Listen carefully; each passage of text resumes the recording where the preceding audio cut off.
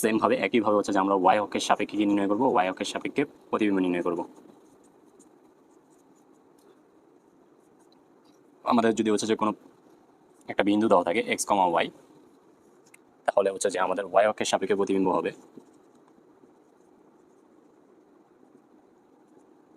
Minus x কমা হচ্ছে Y. যদি আমরা ওয়াই অক্ষের সাপেক্ষে নির্ণয় করি তাহলে হচ্ছে যে আমাদের এক্স এর রিপ্লেসে মাইনাস এক্স বসাইতে হবে। যদি হচ্ছে যে আমরা কোনো একটা লাইনের ক্ষেত্রে হচ্ছে প্রতিবিম্ব নির্ণয় করি এ এক্স প্লাস হচ্ছে বি ওয়াই ইকুয়াল টু 0, আমরা যদি এখানে একটা লাইন দেওয়া আছে আমাদের হচ্ছে যে এই লাইনের প্রতিবিম্ব নির্ণয় করি কার সাপেক্ষে, ওয়াই অক্ষের সাপেক্ষে আমরা হচ্ছে যে প্রতিবিম্ব নির্ণয় করবো, তাহলে আমাদের সমীকরণটা আসবে B Y plus C equal to হচ্ছে 0। এটা হবে আমাদের অ্যান্সার। আমরা যদি কোনো একটা বৃত্তের সমীকরণ নিই,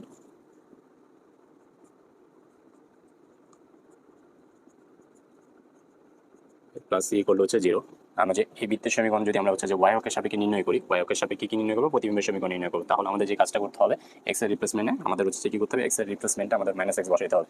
তাহলে আমাদের প্রতিবিম্বের সমীকরণ হবে এক্স স্কোয়ার প্লাস হচ্ছে ওয়াই স্কোয়ার মাইনাস হচ্ছে 2gx প্লাস হচ্ছে 2fy plus C equal to হচ্ছে 0।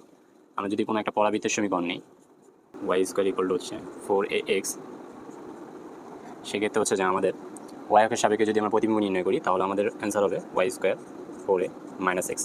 তাহলে আমাদের যে বিষয়টা মাথায় আলটিমেটলি রাখতে হবে সেই জিনিসটা হচ্ছে ওয়াই অক্ষের সাপেক্ষে যদি আমরা প্রতিবিম্ব নির্ণয় করি সেক্ষেত্রে হচ্ছে যে আমাদের এক্স এর রিপ্লেসমেন্টে মাইনাস এক্স বসাইতে হবে।